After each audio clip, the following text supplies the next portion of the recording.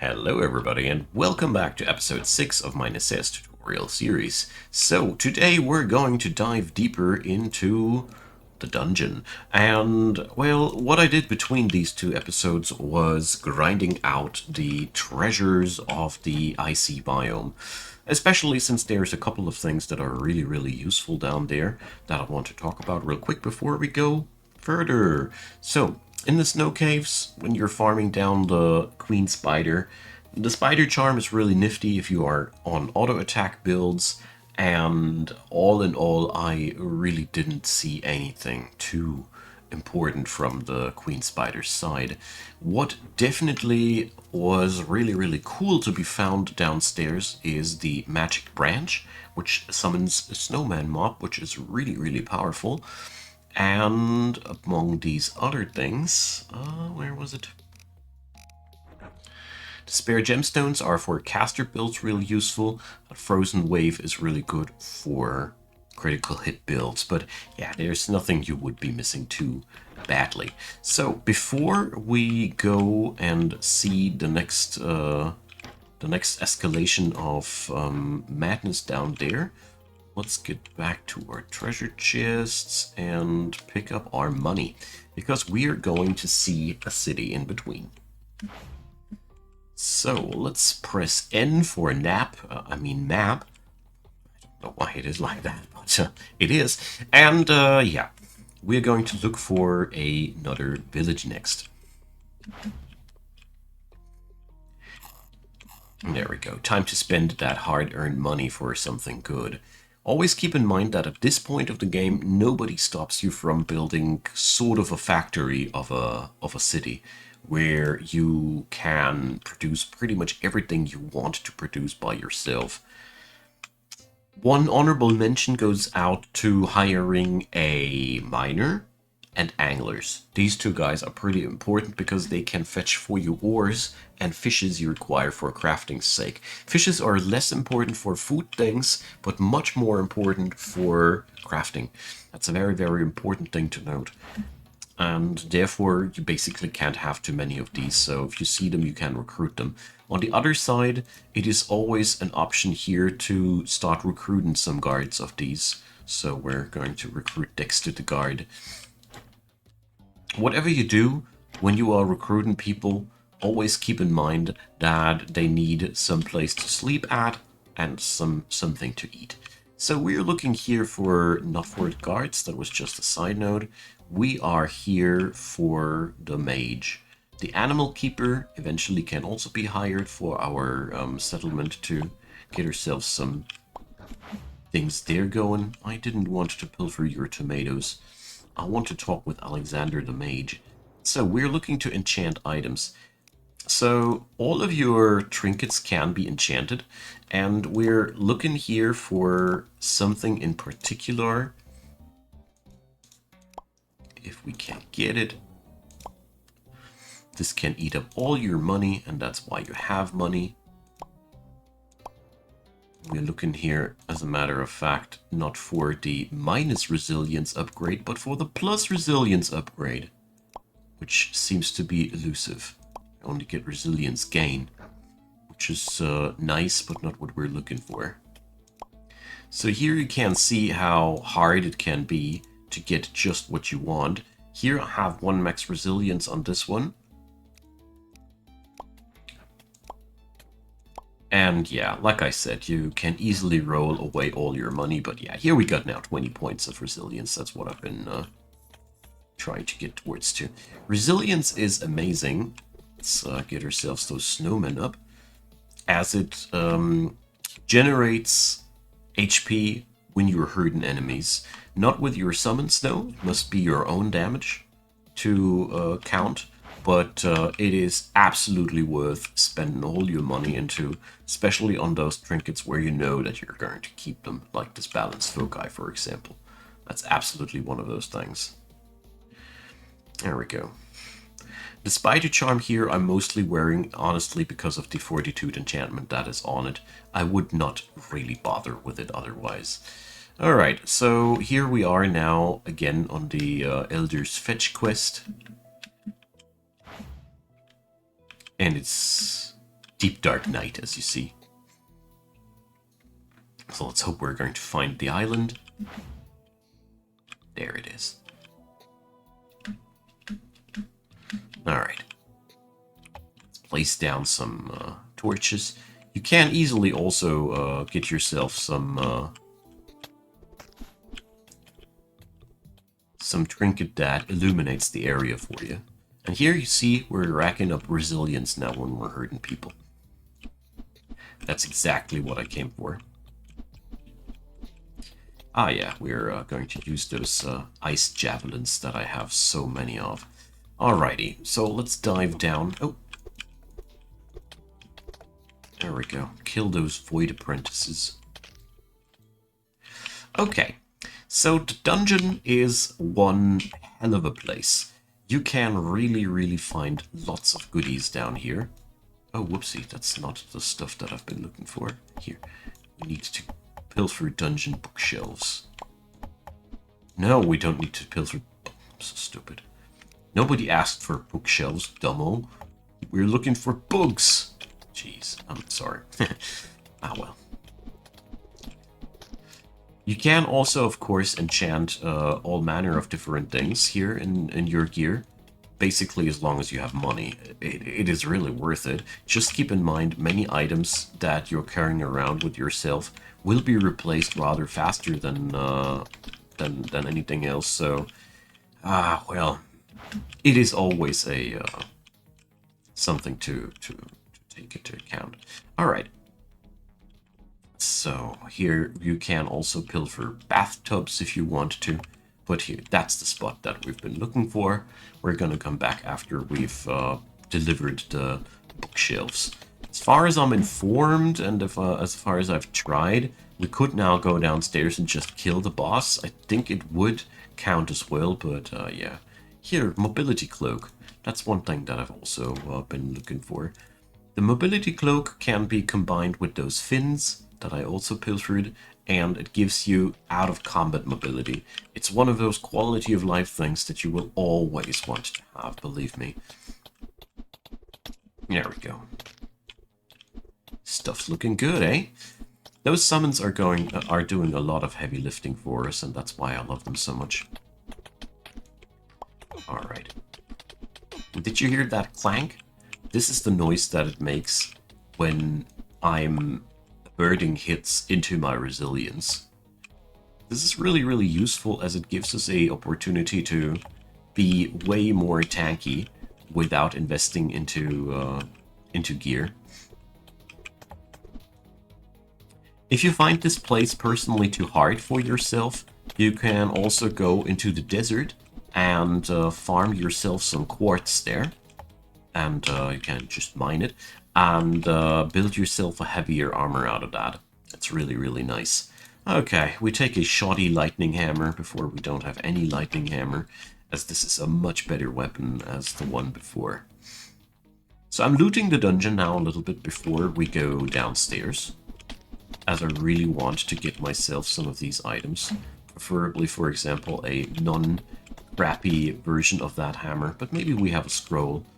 You randomly find these enchantment scrolls, and they can be really useful. And after you've seen what we've been through here, I strongly recommend the ones that give resilience. Well, use them wisely, and know that this is one of the most desirable traits on gear, in my humble opinion. As the more resilience we got, the more tanky we get. And for this phase of the game, well, let's just say it's a pretty powerful asset to generate resilience, as we don't really have any other methods of increasing our HP. Here goes a Void Boomerang. This is the higher ranged version of the hammer there, in case you don't like the hammer too much. Demonstrate. Personally, I'm not a big fan of the boomerang, as you know, you can't shoot while it's returning, and that really bothers me. It does have a decent damage though. Mind you though, also resilience falls off out of combat. Oh yeah, that's the lightning hammer we've been looking for. So when you're out of combat, resilience will slowly deplete. So you can't keep that HP, so you can't farm it up before you go for a boss or something like that. There are ways to mitigate this circumstance later down the road, but much later down the road. So you gotta be happy with that for the time being. What's also really nice to say about the dungeon environment is that it is a wholesale environment for free furniture, which is really, really cool. So you can get yourself a badass assortment of dungeon furniture down here. Especially if you are expanding your city and you want to get the job done quick, aka you are not so much into decorating and whatnot. This can be a really, really nice alternative. Alright, so I'll leave it up to you how many of these dungeon chests you go for. What is worth mentioning is going in here, you see that there are trinkets, and this trinket here, this is a really, really good one that I highly recommend you to pick up. So I'm gonna be exploring the dungeon a little bit off camera now until I have found all the parts. I think I have explained everything, and once that's done, I'll be turning on the video again, and we're gonna talk about what's next. Here we go. So, the Mesmer tablet is mine. As you see, extra summoning slots is just... oh yeah, well, as much as I like to have a little bit more crit, a fourth snowman is just an asset that you can't say no to. So there's been one thing that I realized that I missed mentioning while I was doing the previous part, which is, in my humble opinion, even pretty important. There is no place like the dungeon if you want to loot traps. Traps are something you can't craft yourself, and that's why this is so interesting.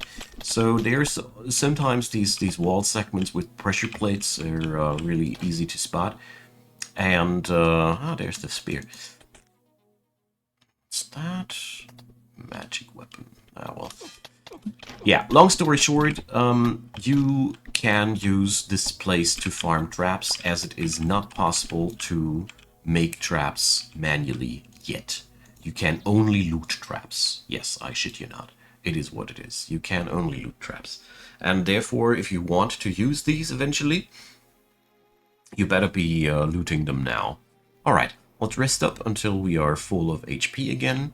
And let's talk to the Elder for a moment. Complete that quest and kill the Void Wizard next. So there is a traveling merchant here. So the brain on a stick, by the way, is also a really, really nice little thing to pick up if you are just starting out and you want to have summons. We're buying ourselves a local pirate map, just for later. Okay, there's one more thing that I want to do. I want to create the trinkets that I can create. So there is the Traveler's Cloak that we're going to use on our offset now. Zephyr boots, why not? And what's now worth mentioning is we have a couple of void shards. The thing is about the void set that you can make. There we go. It is a mage set, and there's also a summoner set. So the void robe versus the spider robe at this point, as you see, there's a slight difference to put it into ridiculous words. So we're obviously going to do what we got to do. We're making ourselves a void set. You need wool for that, so keep those sheep ready. And it's basically the upgrade that you required. You can, like I said, also take a upgrade different from that by just going ahead, toss yourself into the desert caves and mine out some quartz. It'll yield you some really powerful armor, and it is, quite frankly said, not that hard.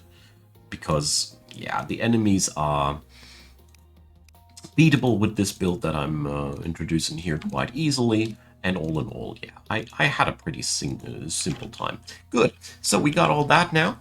So it is now up to you how you want to gear yourself up. I am well confident with what I got there. Oh, I want to go for the daytime thing. As there's one more last thing before we go to the dungeon that I want to check on out if I can find it for you. So, from here on, our progression chain is the dungeon, the swamp, and the desert. But the fascinating part is the the order of things here might vary difficulty-wise. I didn't see that much difference between the swamps and and the desert. The only difference between the dungeon and the other biomes that I just mentioned is that the dungeon critters hit a little bit less hard. But overall, I feel like if you leave out the bosses, the difficulty level of the three biomes that I just talked about are very, very similar.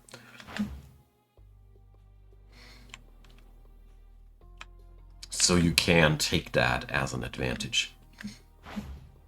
Just walking around the borders of my island to have it completely cartographed. And now we're going off to the dungeon. We can now use this set here for out of combat movement, and the Traveler Cloak gives you that same kind of mobility also out of combat and in water.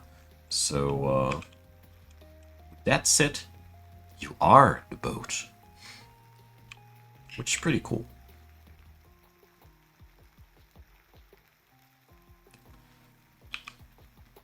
But we totally should be turning it off once we get closer. Okay. Being able to host 4 summons is pretty cool. And this armor set here gives us also a nice amount of extra defenses that we were lacking before. So it should be really, really easy from here on. Let's check out if we can find something fancy here on the island.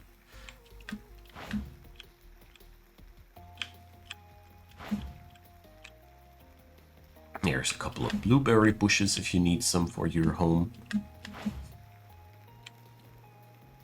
But I'm looking for something in particular. So here also, beehives. You can harvest them and then just take them down for picking up that queen bee. That's very, very useful as well. Alright, so let's get downstairs and take care of that evil, evil wizard. There we go. We already know which way to go.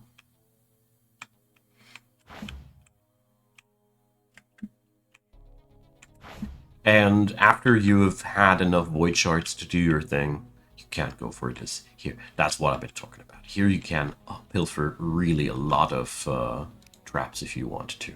So I always soup myself up with a health regen potion because I personally love to have that. And also the attack speed potion and the move speed potions. Well, for boss fights I find them a very, very good use. Alright, here goes the Void Wizard dude.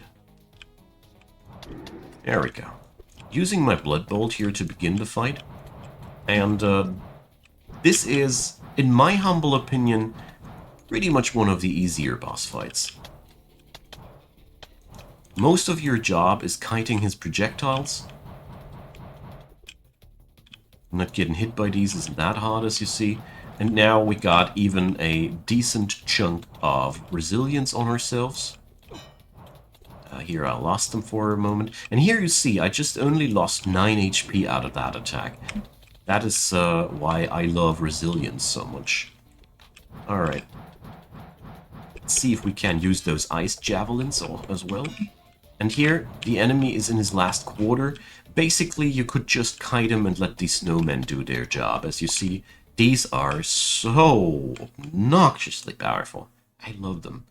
Alright, so we won. And we got ourselves a empty pendant from this encounter, which increases our trinket slots. This is one of my favorite little things, taking the out of combat movement, as I am an absolute sucker for being fast. I don't know. It's just very, very important to me. And that's that. We also gathered some travel scrolls. Very, very important stuff too. So, yeah.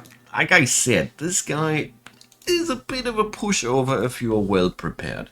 I strongly recommend to farm him out until you have the rest of his gear, because the weapons that he can drop are not bad. I don't want to say more than that. And yeah, all in all, the dungeon is not that much of a memorable experience. I personally see it more as a stepping stone, but the things that I introduced here, well, let's just say you will notice the difference, how useful they are. We also gained a void pouch, which is amazing. It's just another little inventory for your inventory.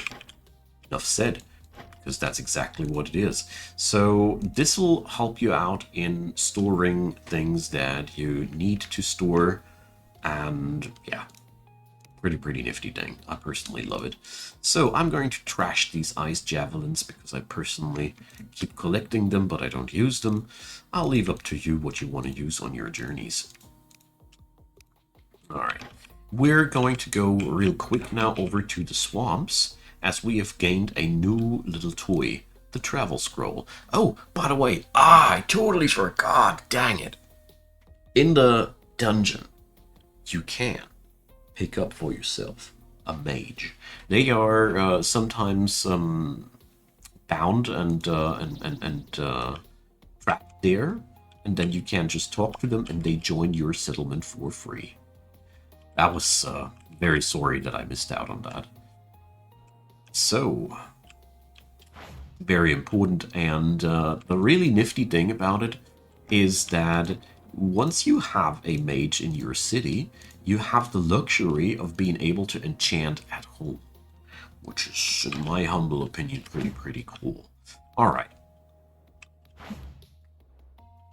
So, since I want to do in the next episode both of the bosses here, the swamp and the desert boss at in the same episode, I'm going to do a little bit of a preparation work here. But isn't it great to be just that mobile?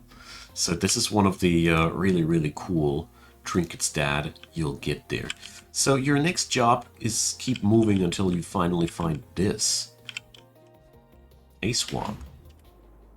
There we go. There's also more things on the surface to be discovered. Every surface tile also has a distinct set of treasures that you can find in containers on the surface. So there is a couple of things that you can go for yourself to while you're exploring. Picking up some apples, and here again, picking up the beehives is pretty cool, as the honey production is nothing you can, let's put it down like that, you can't produce queen bees. I think this is what I'm trying to say. And therefore, well, you need these. Alright. And this is the stuff that I've been talking about. These are the treasures. And yeah. There's a couple of, there is a set of trinkets that can only be found this way. So I can only recommend. So, swamp. This is where there's just a lot of hostile entities are hanging out just right from the get-go. I don't know why I only had one of these guys. So the specialty trademark of the swamp, to give you a little bit of a preview here, is that everything is freaking hostile. Even at daytime, these slime goblets are attacking you. It's an amazing thing. All right. Oopsie, it's not the right tool. So picking up a couple of willow saplings for my settlement, but here at this point, it suffices to say, wood is wood. There's only a certain difference in terms of wood color and such. But, yeah. That's pretty much it. Okay, so, as you see, we have a new biome here. And I'm not going to do much here except for finishing the fetch quest of the Elder and leave it like that for today. So when you are here, you're going to look for the ivy, but I'm going to go over these things in the next episode. So thanks for watching, you all. I hope you enjoyed. I'm going to talk about the swamp and the desert biome in the next episode. I can't promise that I will get this done in one episode. It's wishful thinking, as I think, probably. But yeah, we'll see about that. Either way, thanks everybody for being around. We're going to be producing the next episode as soon as possible. And yeah, feel free to join on for the next one. Leave me your comments down below. There's the slimy launcher. Leave me a thumbs up, consider subscribing, and check out the description box. There's a playlist link. There's a link to supporting the channel, and I'd be delighted if you check these out.